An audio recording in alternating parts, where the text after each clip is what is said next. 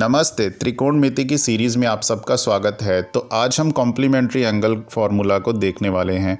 तो किसी भी यूनिट सर्कल के रेडियस को हम जब किसी आर्क लेंथ थीटा से रोटेट करते हैं तो उसकी एक कॉर्ड बनती है उस थीटा के सामने। तो ये जो थीटा के सामने वाली ये जो कॉर्ड है इसी को हम साइन ऑफ थीटा यानी कि साइन थीटा कहते हैं। ठीक है, तो ये हमने लिखा साइन थीटा।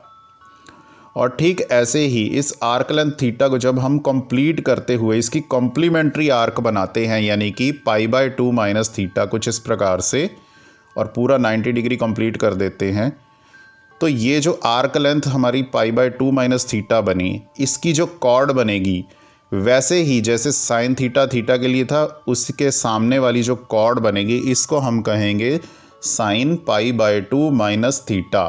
तो ये जो दिखाई दे रही है ये बनी साइन π/2 माइनस थीटा।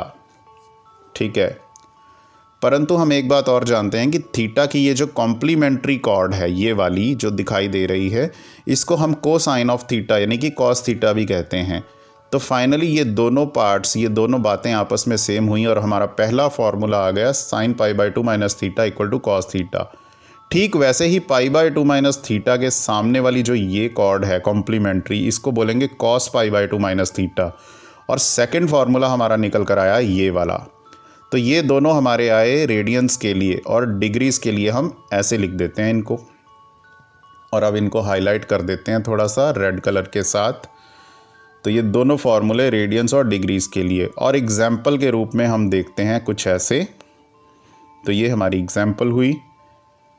अब टेंजेंट फार्मूला को डिस्कस करने से पहले दोनों आर्क लेंथ्स को हम थोड़ा भीतर लिख लेते हैं और दो टेंजेंट्स ड्रॉ कर देते हैं दोनों और उस पॉइंट पर, और हमारे रेडियाई को हम उनके एंड पॉइंट्स तक ज्वाइन कर देते हैं डॉटेडली ऐसे।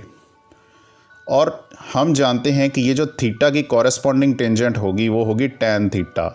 ठीक वैसे ही π/2 माइनस थीटा की कॉरेस्पॉन्डिंग टेंजेंट होगी टैन π/2 माइनस थीटा। तो ये डायग्राम ऐसे कंप्लीट हो गई। पर एक बात और हम जानते हैं कि थीटा की कॉम्प्लीमेंट्री टेंजेंट को हम कॉट ऑफ थीटा भी कहते हैं। तो ये दोनों आपस में सेम हो गए और फॉर्मूला ये बन गया।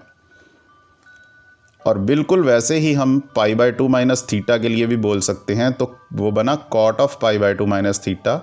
और सेकंड फार्मूला हमारा जो निकल कर आया वो ये वाला बन गया।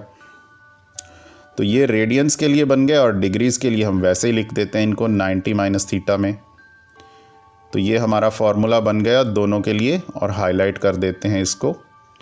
और ठीक इसी प्रकार से हम जो हमारा बेस है उसको हम कहते हैं सीकेंट थीटा और परपेंडिकुलर को कोसेकेंट थीटा। तो फार्मूला दोनों के लिए ये बन गया। आई होप आपको वीडियो अच्छे से समझ में आ गई होगी। तो मिलते हैं नेक्स्ट वीडियो में। धन्यवाद।